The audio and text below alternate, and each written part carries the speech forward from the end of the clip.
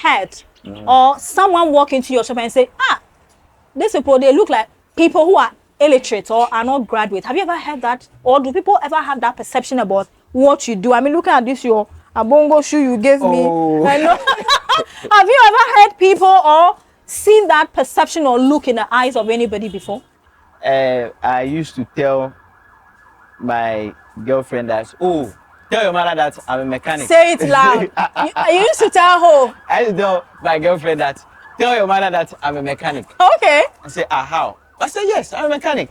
When I was in SS, I used to tell my senior, I want to do mechanical engineering. They say, it will be a fitter. And I said, yes.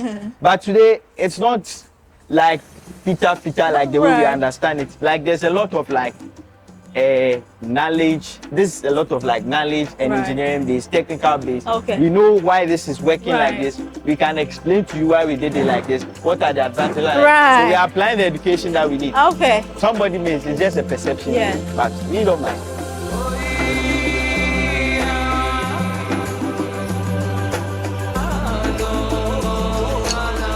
There are several reasons why Chinese-made agricultural machineries are so popular in Africa.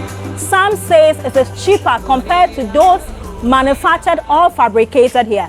But the question is it durable enough to withstand the harsh climatic condition here in Africa? This week, we pay a visit to Saytech in Kumasi in Ashanti region, precisely in Ajisu, to find out from the founders of Saytech, two young graduates who graduated from Kwame Nkrumah University of Science and Technology and founded this agriculture engineering company who are providing solution-oriented machines that is used or patronized by farmers mainly during the harvest time. If you are out there and you are still thinking or wondering, is Ghana at that peak where we can produce or manufacture or fabricate any of this machine? This episode is for you. We are capable and doing this and more if the Ghanaian youth or African youth is supported by the stakeholders that need to support them.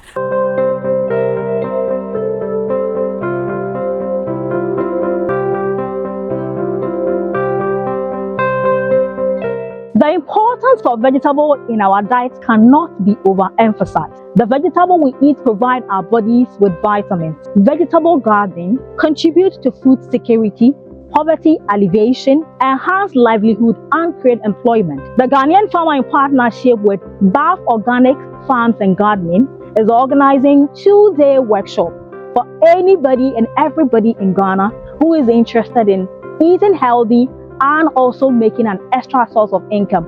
We'll be attaching some startup kits to you. But if you want to buy more, why not? Contact us on this number to register. It is limited seat only. 0554 830431. Don't be lost or don't be confused. It is still in the area of agriculture. Today we are all the way in Kumasi in Ashanti region. Precisely, we find ourselves in Ejisu and we are inside an agricultural machinery manufacturing company called Saytech. And what they do is to help boost agriculture. Let's get to listen to the story, the genesis of Saytech, how it started and why two graduates from the university didn't want to sit in air condition but find themselves, welding and putting fire and all that. Let's talk to Theodore Boche. Nice meeting you. Nice meeting you. It's our second time of meeting, right? Yes, sir. Second time. Right. The first time was on KNUST campus, and today we are here. Now, tell me the story of Saytech. In which year did it start? Okay, Saytech started in 2018, September 2018. So we are about 5 years this month. And before that, there was some backstory before we registered in 2018. Okay. My colleague, Jeffrey, who is a co-founder, he, in 2016 to 2017, entered into a competition organized by the Soybean Innovation Lab to design soybean threshers. At that time, the soybean, it was very difficult to get your hand on soybean threshers. So the Soybean Innovation Lab was interested in having people make soybean threshers locally. Jeffrey entered into a competition, and then his design got second place. Okay. So fast forward to national service, which was in 2017. Jeffrey did his national service as a pupil teacher in a Tinson. Right. Tinson, one of our workers comes from that village. Okay. Yeah, that's in the northern region. In the northern region. Okay. In Tinson, it's just after Yendi. At that time, there was no electricity. At least now they have electricity. So he was a pupil teacher there. So he saw firsthand how children were taken from class to go to the farm. Yeah. When it's planting season, when it's harvest season. Jeffrey did agric and biosystems engineering. Okay. So getting to the end of his national service, he got in touch. Then I was a TA on campus. Okay. I was a teaching assistant. Whilst I was a student. At which university? KNUST. KNUST. KNUST, Okay. I was teaching mechanical engineering department. Right. My background is mechanical engineering. So in doing my final year, I was doing this venture with some of my colleagues where we produce like engineering drawings. We use computer-aided design to produce engineering drawings for project students. So Jeffrey got in touch with me to first document the thresher he had worked on with Soybean Innovation Lab. By then, we're interested in registering a company. I was like, okay, why don't we build a company that designs equipment? This equipment, let's focus on the agric area because that's where he's seen a problem. This equipment can go to those areas, then serve these farmers. Okay. What we'll be doing by that is that we are giving children in these areas a much better shot at life if their parents have access to equipment. Exactly, to do the work instead of taking the children to the farm. Yeah. Okay. So everything got, clicked, and I was like, well, yeah, this one has a much more impactful story than just doing design. And we hit the road going. So we finished national service in September. Like 3rd September was when I finished from KNUST. Okay. 18th September, we had registered the company and we started work. Okay. Yeah. All right. So your co-founder, he's Jeffrey. Yeah, Jeffrey. And where is he based? Jeffrey is in the US at the moment. Okay. Yes. So that's where he is. And you are here. I'm here. Okay. So from 2018 up until now, what kind of machines do you manufacture or fabricate in Saytech? Okay. So in Saytech, focus has been on post-harvest equipment mainly. Okay. So with that, we have the multi-crop thresher, some you see ongoing there. Right. Then we have our grain cereal dryer. Grain cleaner is for cleaning grains. Then we have a dryer. We have a dryer design. We have not built any but yes, we have a dryer design. And then we do have other equipment. More recently, we went into the cocoa area, and so we built this cocoa pod. This very one. Okay. We did a test of it yesterday. Another test. It's a cocoa pod breaking machine, Right. and then over time we have built other equipment to like equipment for animal husbandry. Okay. Our year is divided such that the first half we try and do some R&D. And then the second half, we focus more on the production of what we make, the products we make for that sale, like the multi-crop thresher, the grain cleaner, or the grain dryer. The first half, we're able to do some R&D or some manufacturing contracts. Quite recently, we've been in the share area with a partnership with Ben Design Lab. Okay. It's a non-governmental agency registered in the US, but they operate here in Africa. Okay. And we've made 22 share roosters so far that's already in service in the north. Okay. We have more to make. Okay. So these are the areas like we have in the grain value chain, we are in the share value chain now, cocoa value chain, and then some level of animal husbandry. Right. So yeah. Okay. You do a lot of metal work here. Yes. The metals you use to fabricate these machines you've mentioned, are they all locally assembled? Yeah. So we source all our material locally. We have people who produce some level of steel locally, like B5 produces steel. They have a plant under Flower Road. Yeah. And so we source material and we use some recycled material to like some scrap metal that we get. But everything we source from Magazine or Accra, Gelaway area. Yeah, so all our material is sourced locally. Right. Yeah. Okay, so let's use this one because it's very close to us. The cocoa crusher. Is that cocoa pod breaking cocoa pod break? Hey, today I'm learning terminology. Cocoa pod breaking machine. Yeah. Before you fabricate or manufacture the cocoa pod breaking machine, take me through the systematic process that you go through before we see the whole machine fabricated at the end of the day. Okay, so I mean, much of our work also hinges on a lot of research and development. Okay. Before we did this cocoa machine, this particular one, we spent some time reviewing some research paper on cocoa pod breaking. Okay. Understand what is in existence, what has been done so far, what are some of the parameters. Then we hit the drawing board. We started off this particular unit was an improvement on an existing one that was done by one student we're in partnership with. And so we use computer-aided design software.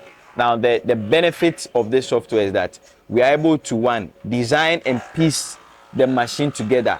Everything that goes into the machine, from the bolts and the nuts, which are the fasteners, to like the sheet metal parts, the structural members, the ties, the hubs, everything, put it together. You're able to do a costing.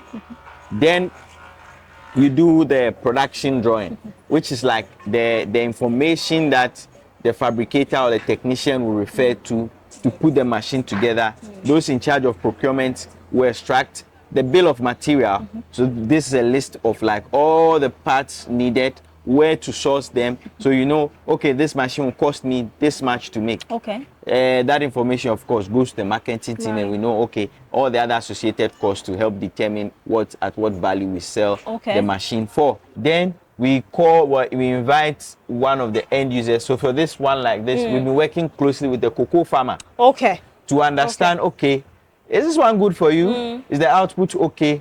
What do you like? What can we change? What do you suggest? Once all of that is true, we have a finished production that will progress to like marketing and production. Production in the sense that you have figured out how to make this machine. You have done all like your costing and understand this how much it will cost, you know, this how much you sell. Then you can begin to receive orders and be making the machine. Mass production. Batches, at least. Okay. All right. So in course of your research and development, do you told me you use laptop to do some drawing and then you print it out. So that's what you watch or look on to actually do the real thing. Is that correct? Exactly. Okay. In a week or in a month, how many of these machines are you able to produce? It depends. So what we do batch production. Okay. And then some level of job production. So I'm describing some things in a engineering language. Don't come and confuse us. Okay, that'll be good. So you have shops that often like they do job productions, like somebody comes, I want you to build this machine for me. Like maybe in magazine you have a lot of those things. Yeah. With me, so they come, they take your work and they say, okay, I'll do your work in this amount of time. Right. Whilst so the person has that engagement with you. Somebody else can come and bring a different material, different work, or even related to the same thing. And then you make that other one on a different line. So the timing for these two may be different. Maybe you may choose to finish this one before you go to that one. That's more like job production. It's a bit low level, low volume production. Then we have batch production. So currently for these treasures, we are making 5 treasures at the moment. We started somewhere about the middle of the previous month or about the beginning of the previous month. We are near finishing right now for these 5 treasures. But whilst this is going on, we have another batch of 8 treasures and 3 cleaners that we've already cut parts. They are cutting the sheet metal. Once this one leaves, that one is going to come. So in a matter of, if you say a week, we'll be making a certain stage of 5 machines. So we use a mixture of batch and then job production. So we can make, say, 5 treasures in a month time if everything is fine. But if we have other engagements, the timings change a bit. But we can make 5 of our multi-crop treasure. It will be similar for the cocoa machine, because this machine is a bit different from this machine. The parts you need, the machine is a bit different. So since you go through research and development, to produce, let's say, the coffee dryer machine, for instance, coffee and then coffee grading machine, and then the is it the thresher, right? It's a multi-crop thresher. Multi-crop thresher. Then the cocoa pod breaking machine. Are you able to tell how much it costs you as a fabricator or a developer to produce one of this machine? Yes. How much? To the very last CD. Roughly, give me an average cost for producing one. Because I can't tell you selling price. You see that? Okay. So averagely, how much are we looking at? So I can give you percentages. Of course, give me I can give you percentages.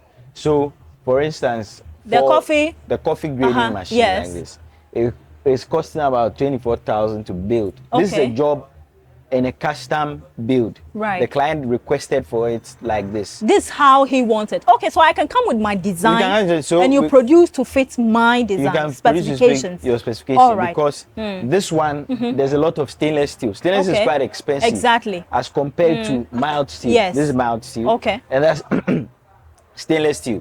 So stainless steel is a bit more expensive. If you want this machine stainless steel, it will cost more than, I mean, this one goes for this month, we are offering it for 50,000 cedis. For the thresher? The multi-crop thresher. We sell it for 50,000 cedis currently. Right. And now, we make it a bit lower, but you know, we have to take care of other things. So there's a bit of markup for it. Right. From that level. So this is 50,000, this one costs like 24,000. Okay. This one is going for the cocoa machine pod breaking. Cocoa pod breaking machine is going for about 53,000 now. 53,000? Yes. Okay, that's the selling price. Yeah, with more orders, we can bring the price lower. Because if I'm able to do more, I can use like the economies of scale to bring down the price. This is like the very first unit that you are making, so the cost is much higher. But if say we are making 10 of this, which we can do, the cost should go lower for the client. All right. Who are your target markets in the line of agriculture? Because you know, Ghana's or African agriculture space largely is, you know, made up of about 60 to 70% smallholder farmers, and then the rest is left for the commercial. Who are your market targets? Okay, so for it's varies from equipment to equipment. Right. So a multi-crop thresher, we know very well that farmers cannot use it. Okay. But the farmers are the end users. Yes. So this we sell mainly to micro entrepreneurs who use the machine to provide service for to farmers. The farmers. Okay. So he moves this machine with his motorcade or tricycle from farm to about farm to farm. Okay. Then they do threshing and the farmers pay them either in grain or cash. Okay. From area to area as it goes. For this coffee grading machine, is going to the client's shop or production site. Very specific for them. So the person buying is the person using the machine, end user. Okay, so it's not necessarily the farmer. It's not necessarily. But it could be the Ghanaian farmer who says, say it's like, I need you to produce about 10 treasurer for me. Yes. And then I'll locate certain high producing agriculture communities, center it there, and be rendering services to the farmers. Exactly. Is that not correct? Yes. At what stage in the farming level do I need this machine? Well, in the farming level, it depends on you. But this comes as a post-harvest equipment. So during harvesting? Period, yes. Post-harvest equipment. So once your crop is dry on the field and you need to thresh, which is that's the point where you're actually counting your gain. Okay. Because you have to harvest and then the machine is able to separate your grain from the crop for you. Okay. And you know this is the value the value it produces. Okay. Yeah. All right. So when this machine goes to the farm, and let's assume that recently we interviewed the 2021 overall national best farmer who has about 2,000 acres of maize. Yes. A day, how many tons of maize can I thresh with this machine? Okay. In an hour, this machine can do between 18 to 2,500 kg bags of maize. In a day? In an hour? In an hour. Okay. In an hour. So let's say if we peg it at 20, because Mr. Mashoud's case, for instance, has a lot of farmers. 20 bags of 100 kg is about 2 tons. Yeah. So 2 tons, you can work, let's give or take 8 hours. Okay. But if you are using coolant in the engine as opposed to water, you could work for much longer and take rest. There are areas in Yendi that they even use the machine the night. Okay. You just have lighting and you can work as long as you want. Okay. But we know that from test, an acre of work would be done in less than 2 hours with this machine. Okay. Like if you have an acre, it would then 2 hours. All right. When the machine arrives in the farm, do you train a farmer to be able to operate the machine on his own, or you train some of your staff to go and be there and be working? No, so we train the operators. We understand that usually the farmers you don't need to burden them with the technical knowledge of having to run this machine. So usually our customers have been primarily people who provide service for these farmers. And so those are the people that once the machine goes, it comes with a free training. So it's delivered and then we go to the field. On the day that the person will do their first work, we go we have operators here who know how to use the machine. They go and they train. In some cases we spend more than a day there and go to a number of places because there are things you need to know about the machine. But besides this, we have a video that the farmer, unfortunately at the moment, is in English.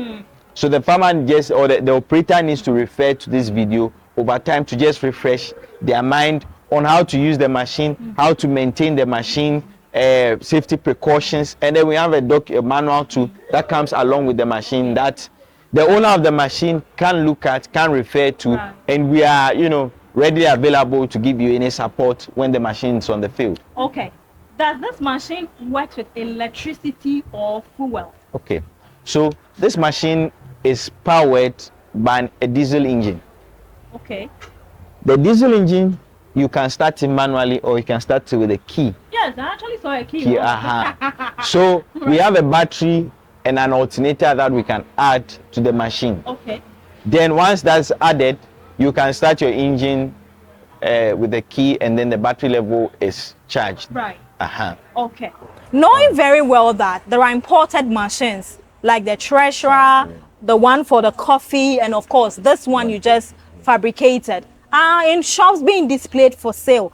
And you know how unfortunately Africans are drawn to foreign stuff, compared to the locally manufactured ones. How easy or difficult is it for SATEC to convince those who have the financial power, or even farmers themselves, commercial farmers, to patronize your machines and use them on their farms? Okay.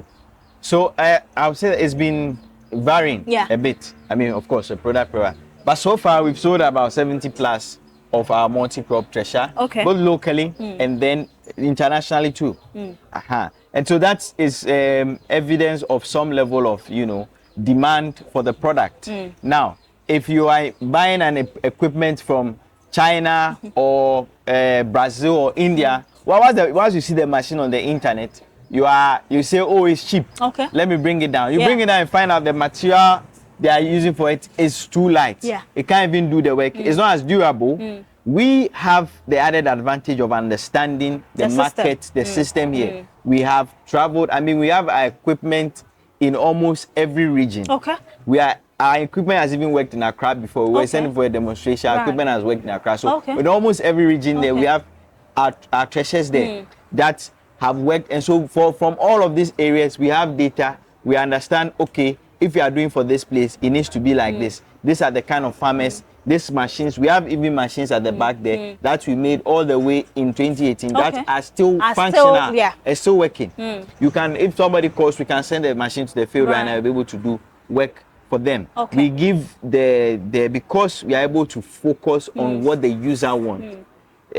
Our design approach has been more user-centric as compared to equipment that comes. Then you take another thing is that, one, how easily can you access warranty from imported equipment? Because those importing the equipment are often far off. The process is a bit more complicated. I know. We are here. We give 6 months easily accessible with every equipment. The spare parts, some we are able to make, and then we try to make the machine with parts that are readily available in the area. We use like chains from motorbikes, which you can find almost anywhere in the north. We use trailer brake springs, which are like all around for certain parts. So we are able to easily respond to issues on the field. If we are not even able to, we are able to guide somebody who is close to you to get it done. All right. Now, I know of Agriculture Engineering Services. Their head office is in Accra. Are they aware of you? Have you ever collaborated or partnered to do anything yet? Because it's a government institution, and what you're doing, perfectly fits into the purpose of government importing machines and selling to farmers at discount prices, payment and installment. Have you guys done anything together?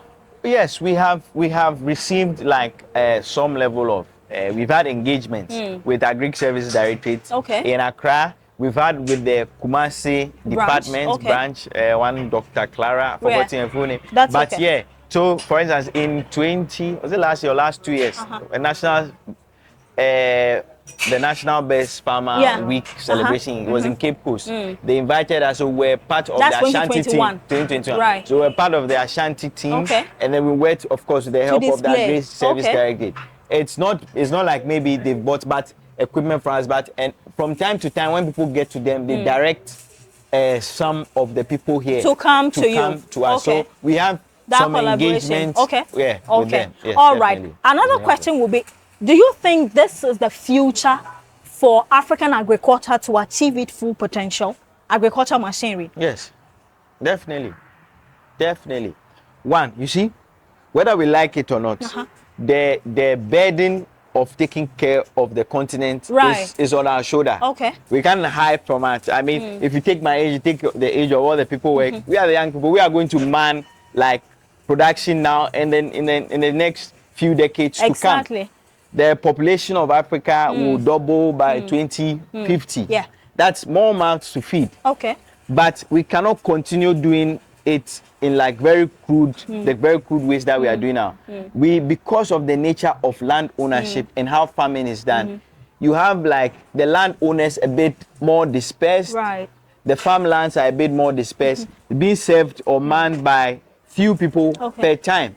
So it means that the best approach to achieving this may not be large equipment all across, but differently sized equipment, some smaller, some medium sized, and some larger sized equipment that will serve all of these people. And this equipment being made locally is very, very important. Because recently, I had an issue with one of the engines that we're using. I was trying to contact the manufacturer. See, your engine works fine, but your engine doesn't last. It's not my problem. It is your issue. Now, how can I address that problem? Then I think about, there's nobody that makes engines here in Ghana. It means that somebody needs to be making that, or otherwise we would have to face the reality of that. Because we are importing engines from outside the country, whatever they bring us is what we have to deal with. I see. Right, so I'm still right. Yeah. Right. I'm in talks with the co-founder of SayTech. He is Theodore Boche, and he's telling us about the genesis, what inspired them to actually start this company. He and his co-founder Jeffrey, after he was rendering or doing his national service in the northern part of Ghana, and seeing how parents during planting season, children have to go break from school, even though it's not vacation. They have to go to the farm and work. During harvesting, they have to go to the farm and work. But let's look at the productivity wise. Using human beings for planting and harvesting time. Look at maize, how you use your hand. How many can you do before the day ends? This is the future of African agriculture. Today we are not in the farm, but it is still all about agriculture and the way forward in cutting down costs, but improving productivity. How do we tap the untapped potential in agriculture sector? So Theodore, SayTech, how many years has it been since you started operating? 5 years. 5 years. Yes. Aside Ghana, which other countries have you worked in or render your service? So we have rendered our services, and right now I'm counting about 9 African countries. Which country and which country? So we have registered in Kenya. Yes. To start operation in Kenya very soon.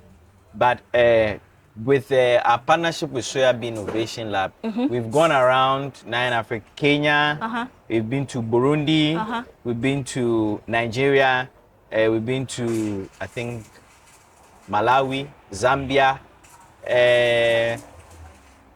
I'm forgetting, but all right. So you've done about 9 African countries and counting. That we've rendered some form of service. In Burkina Faso and Nigeria, we've actually sold equipment to those areas. Do you go to fabricate a whole new machine, or you build here and then you actually transport it there? No, so it's been both ways. It's in both ways. In areas with Soyabean Innovation Lab and their fabricator trainings, we've gone there to build equipment there. My co-founder and myself sometimes over the years. In areas in Nigeria too, we've made equipment here and sold and been sent by air to Nigeria, by road to Burkina Faso. Yes. Now my viewers are very curious people. Yes. If you're asking me to pay something around 50K Yes. to carry one of these treasures Yeah. away. When I take it to, let's say, the Volta region, where we do a lot of cereals, rice and maize, beans, and all those things, have you managed or inquisitive enough to ask these service providers, do they charge cash or how do they get paid? I mean, Okay. how do they make profit? After investing my 50K, I'm counting the money already. Oh, yes, yes. So it's depends on area. Okay. In the northern aspect of Ghana, Uh-huh. those places, they do a lot of like, they are paid in grain. So when they thresh, you send this machine. Uh-huh. In a day, you go to a farm. Okay. And then you thresh about 10 bags of maize. Uh-huh. When the time you thresh, out of the 10, Yes. the 9 belongs to the farmer, and then the 10th belongs to you. Now, that 10th, that one bag you get, let's say you thresh 10 bags. Yes. And you get one bag, 100 kg. Yes. That 100 kg may cost like maybe 300 cedis at the time that you are threshing. If you store it for like 2-3 months, it can go as high as 500 cedis. Now, each machine averagely serves about 100 farmers in a season. 100 farmers. 100 farmers in a season. A season means about 3 months, yeah? About 3 months. 3-4 So let's months. say usually it's like 2 months for the 2 harvest. months, okay. Yeah, it goes a bit into. Okay. That is just maize. Right. Now, so if you're in the north and you're doing maize and soya, you could serve about 100 farmers at least in one season. When you do that, let's say for each farmer, you are getting even 2 bags. 2 bags. Yes. That means that you are threshing about 20 bags for one farmer. That's work you can get in, let's say, averagely 3 acres. Okay. But every farmer averagely may be doing between 3 to 5 acres. If, like, you know, you're a bit big. So even if you are doing 2 bags, that's like 200 bags from 100 farmers in a season. Is that value for money? Because you are asking me to go and buy diesel and put into Yes. this engine. And you are telling me that I shouldn't accept hard cash. I should take maize. Let me explain. The thing, it's area. It's like the market It's area trend by area.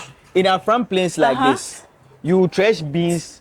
Like last 2 years, they were taking like 20 cedis for threshing one bag of beans Okay. for you. Yes. If you have beans. Yes. In Ejura, the price is different. I Okay. think it's 20 cedis or so. Right. Also in Ejura. Maize too is different. Maize is about 15 cedis. Okay, so it depends on the down region.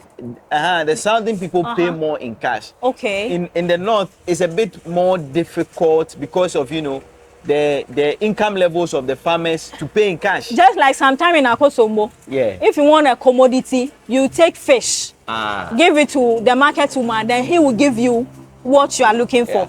Then another day they will go and sell the fish and take cash. Yes. Okay, well, if Yeah, so that's it depends area to area. area to area. But the grain banking one is more profitable. Okay. Yeah, because you have a number of aggregators. Right. They don't farm. They buy a treasure. At the end of the season, I bet you they make more money than any farmer that they have done service for. All right. Now, the treasure. Yes.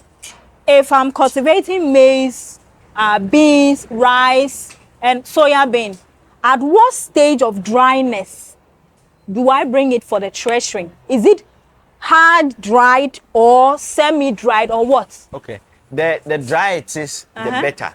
The drier. The drier it is, the Okay. better. So there are changes that you do in the machine. Right. That we know for to be able to accommodate much wetter seed. But then when the grain is not so dry, the engine it's more expensive to do because then you have to spend more fuel, burn more fuel to do more work. So the dry it is for like maize, if you are getting somewhere around 14 and below, it's very good, at least on the field. It's very good. Okay. Rice too even has to be much more drier than maize because for every crop there's a crop to chaff ratio. The one for rice is much higher than the one for maize. All right. And then soya bean is even much more higher. So when the crop to maize ratio is high, the crop to grain ratio is high, then you want the crop to be a bit drier than. Okay. Yeah. That's fine. You said that you produce based on order. Is that correct? Mostly. Mostly. Yes. So are you able to tell me averagely how much sales you make every month? So it's as for the treasures, a bit seasonal. Okay. So our revenue streams are across design, like where we provide design services, where we manufacture and sell equipment, and other maintenance services that we do. So our sales happen for like equipment. Okay. The second half of the year. Right. So we are producing and Okay. all of that. This month, I mean this year so far, for the first half, Right. so far we've done 22 share roasters. Okay. We've completed 3 threshers already. We are making 5 now. Okay. And then there are 8 threshers to go, 3 cleaners to go after. So we are quite busy between now and then the rest of the So year. you are taking all those money into your pockets? Not necessarily. Some of this. Oh, Theodore, no, you are taking all those money into your pocket. no. 50K, 50K. About 10 of them. If my family poster was shared, no. You're not taking so when you make an order, Right. you pay 60%. Okay. Upfront. 60% upfront. When you finish the machine, you come for it, then you pay the 40% balance. Okay. So it's not like we have taken all of that money. Right. And some of this production, we are funding, like we are stocking inventory. So we are using our own money to make against those who buy. So All right. that we Okay. can deliver fast. Okay, Theodore is playing a fast one, so it's okay. Now, the workers who you deal with, Yes. are they all graduates? Not across board, but most. Do they all have engineering background? For the production area, it's engineering or something. Yeah. For the production and design area, it's engineering. Our business development, we also have engineers there, but we have accounting, finance people too there. Does it mean that a father who might walk in or admire what you do cannot bring his JSS, junior high student or child that, hey, Theodore, I love what you do. Can you train my son? Is it acceptable like that? Yes, Okay. it is acceptable. We do that. We have right now school's on vacation, Yeah. and we have one kid around Okay. who is with us. Okay. I mean, and then he comes around, helps around the shop. But it's not like the huge chunk of Okay. there's just less than perhaps 5% of the people here. Are they all permanent staff? We do have, yes. Okay, so permanent- under we your have watch, national how service. many permanent staff does SayTech have? Right now, permanent staff, we are about 9. 9. Yes. And casual? Casual is about 4. Largely, how do you come by the funding to do what you do? Well, Is it from it's- your sales, or there are other ways of raising funds to do what you do? So it's been a mix. Okay. So initial stages, when we started off, we got a design work that we did, and that was enough for us to get the equipment, like the computers that we needed to Right. start off. Yeah. So we started off doing design work first. Then we won a competition that we got a grant. Okay. The grant helped us to move into our first manufacturing space. Was Right. from iShow, Okay. organized by ASME, American Society of Mechanical Engineers. And so that was in 2019. Okay. Then over the years, we've been, running operations Okay. by the sales Right. and the grants and things like that. But it's predominantly the sales that come through. Yes. Okay. Would you say that if you are giving the needed support, you can employ more people and expand what you're doing? Definitely. Okay. We are currently raising funds. Right. Yeah, we're currently raising $500,000. We have made close to about $500,000. Yes. Okay. And then we. Is it partnership or equity, or what? So What it's kind of an- funding are you looking It's for? an equity and Okay. debt mixture. Okay. Yeah, it's an equity and debt mixture. We have about so far, or we've raised about 20% of that amount so far. A Okay. little more than 20% of that Right. amount so far, and that's like a convertible note. Okay. So What are the risks associated? And my time is running out. So what are the risks associated with the work you do? okay, I mean, of course, there's some level of occupation Exactly. hazard. See the shoe but- and the socks they gave me. you see my shoe. Now, Oh yes, but yes, we have tried to, as we move on, improve Upon. Okay. our operations. Of course, we are trying to get into a much bigger space and things, but Okay. but kakra. Right. Definitely, you do have some not much risk in transportation when we are delivering equipment, and because the machines are on the field, we have to do a number of travel in and out here and there, and so that also comes with some level of risk. But okay. yeah. Okay. Are you able to tell me a quick one? Are you able to tell me the lifespan of this machine and maintenance? How often do I do my maintenance? Quick. Okay. So your maintenance, you usually would do for the engine about, let's say, about 100 hours of running, which is like maybe a season's work. You will do like your general maintenance, you change your oil Right. and you change your fuel filter Okay. and all of that for this. This engine, this machine itself, we have rated it to last way more than 5 years. We have some machines at the back that we made in 2019 that are still fine and going. The parts that, you know, will give you maybe more issue that may change over the years, maybe the engine. The bearings and those things are rated to last long enough. We can do servicing and change that. There are African diasporans. In fact, there are Ghanaians, rich Ghanaians, who are living abroad, who have developed interest and passion to come into the agriculture. But a lot of the times, oh, Ghanaian farmer, I'm coming to do large-scale farming. I want to buy some machines and come down to Ghana. Which machines will you recommend? Do you ask them? Are you assuring them that coming to SayTech, you can produce what they want to do their work? In terms of the products that we offer, if somebody is looking for a product that we already built, that one, no doubt, we can provide for you. If the person wants some custom built solution, we are ready to go with you to the last mile to ensure that it's working. I mean, those for something that we have not done before, as we are building expertise, we definitely have to try, make changes. This one has been like 1 year in development. And to the point where it's ready to go to the market. So I can't give you one blanket answer, oh, come, we can do everything for you. But we are ready to go with you to the very last mile on delivering any solution for you. Is the African youth capable of producing what African entrepreneurs or agripreneurs need to be able to produce that maximum limit? Yeah, yes. Like, you see, we have equipment that we use here. Like the press, the rolling machine, the bending machine was done here, magazine. I have somebody. So we guided the person, I want it like this. He already makes that. Our CNC plasma cutter, we made it locally. That's a machine that, before now, you assume that it's only imported. But we made it locally. So we are very capable to solve like the problems that we face. Sometimes people don't believe it, but yes, we are. Have you ever heard or someone walk into your shop and say, these people, they look like people who are illiterate or are not graduates? Have you ever heard that? Or do people ever have that perception about what you do? I mean, looking at this, your abongo shoe you gave me. I know. Have you ever heard people or seen that perception or look in the eyes of anybody before? Well, you see, and so I used to tell my girlfriend that, oh, tell your mother that I'm a mechanic. Say it loud. you used to tell her? I used to tell my girlfriend that, tell your mother that I'm a mechanic.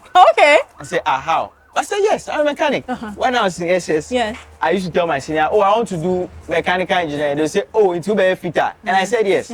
But today, it's not like fitter like the way we understand it. Like, there's a lot of like, knowledge. This is a lot of like knowledge and engineering based, technical based. We know why this is working like this. We can explain to you why we did it like this. What are the advantages? So we are applying the education that we need. Somebody means it's just a perception thing, but we don't mind. All right. Thank you very much, Yodo. Thank you. I really appreciate your time with me. If you give me more hours, if not for that man behind the camera, I would have talked over and over again. But you see, that's it. He says, tell your mom that I am a mechanic. And I'm sure the mother will be like, mechanic? What are you bringing mechanic to do here? But when we say mechanic, understand the concept well.